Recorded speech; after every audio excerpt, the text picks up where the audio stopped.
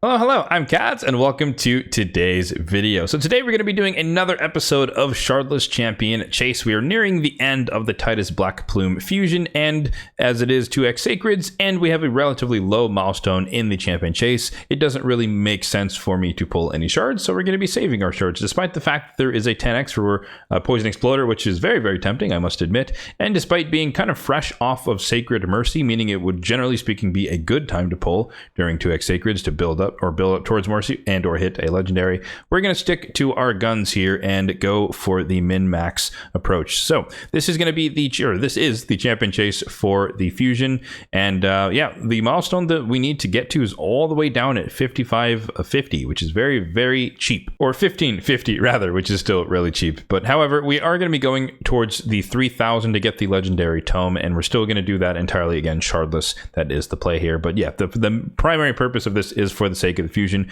but since I have some excess rewards that we can redeem, we're going to go all the way out to 3000. So you can see that we've already gotten a decent amount of points, 263. 250 of that was my prism summon from the summon pool. I did end up going for that Fire Knight tournament and maxing it out, and I just got an epic, as you can tell by the 250 points. Nothing exciting there, but nonetheless it did count.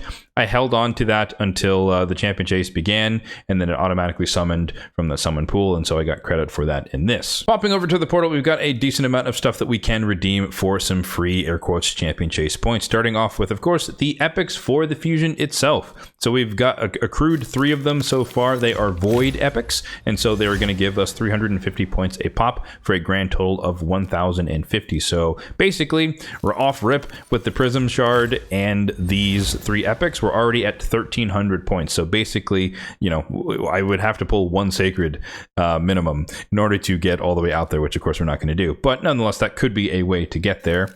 But as you might have already guessed from how these typically go, I do have some Relic Keepers and some Broadmaws that we are also going to summon as well. So we've got 3 Relic Keepers to get through. So we got all of those saved up. So just this first one here, this first Relic Keeper is going to get us past 1500, meaning that we are done for the sake of the Fusion, and anything here and beyond is going to be for the sake of chasing down the legendary tome. But again, we are still going to do it entirely without any shards. So unfortunately, it's a bummer that these cost silver, but nonetheless, built up these rares over weeks, months, however long it's been, and we just saved them for stuff perfectly just like this. So we get the 3 Relic Keepers, which will give us a grand total of 750 points. So we can claim all of those.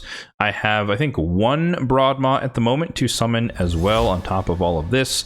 And then we'll switch over and dip into the Remnant summon. So let's switch over to Broadmaw, get the 1 that we have prepared. I'm low on the Huntresses and the Bloodhorns. Don't really have many of those, but I have tons of the other 2. So I wish that would balance out a bit more.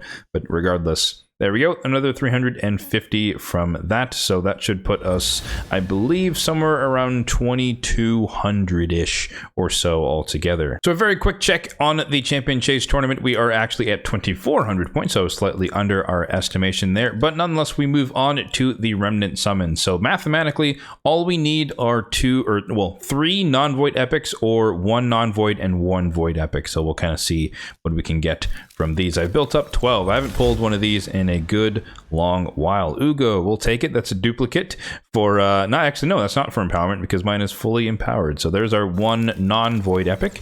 We can get another. If we get a void epic, we're done. No, unfortunately, we just get another non-void epic. Okay, that means we have to pull 3. No big deal. So no matter what, this will guarantee us that we get another non-void epic, but that should guarantee us that we are at 3000 points, and we are complete. We are done. There's not much more to go for here. So obviously, you know, the 5-star soul is up for grabs if you win the tournament, but we got a Sacred Pandas guy here, so not even a chance. Not that I really care about winning it, but there's definitely no way that we're going to compete with anyone going above 20,000 points. So that is way out of reach. So forfeiting that one, and we're probably not even going to place anywhere in the top 10, not even close. We're 18. So yeah, we got the legendary tome. That's the main goal. We got some relic fragments or whatever. Got some energy for I guess future events, and we got some gems. Why not? So yeah, all of that, 3,000 points, no shards at all whatsoever. Of course, I depleted all of my fusible epics, all the stockpiles I had for that, but nonetheless I do still have tons of other previous fragments I'm a champion. So if I really needed to, I could use any of these legendaries here. They're worth 500 points each for non-void, and then there's a couple of void ones here that are worth 650 points, and then obviously I have tons of shards if I really needed to. So this is just highlighting an important aspect of my overall shard pulling strategy, where certain events like this one, where I really don't feel compelled to pull despite whatever events are going on in the game, and despite being capable of pulling in said events, I just decide not to and save them for better or future events. So we still have an abundance of shards, even though there's a 2x going on right now. There's still going to be another 2x in 6 weeks or 8 weeks or however long they are in between nowadays, but there's always going to be another one. So I'm not really too fussed about any one in particular. As long as I'm getting a good bang for my buck, that's kind of what I go for as far as prioritization. And in this case, we, the fusion epics gave us got us 2/3 of the way towards getting what we actually needed from the champion chase. So it really didn't make any sense to pull any shards in this case, and we obviously didn't. So obviously the index, the red dot, is of course the fusion epic. He is new void epic, but he's actually kind of decent. I kind of hope to get a copy of him in the future. Obviously I'm going to sacrifice all 4 copies for the sake of getting the void legendary Titus, but the AoE stun, that's a 75% chance. This has Cursed City written all over it. So void epic, so you don't have to worry about weak hits. But yeah, this should be really good in certain amount of Cursed City stages, Doom Tower secret rooms, stuff like that. So, or faction wars as well. I happen to have Ragash on my account, the legendary, who effectively has a affinity friendly AoE stun, so he's definitely going to take priority in terms of hard mode faction wars progression.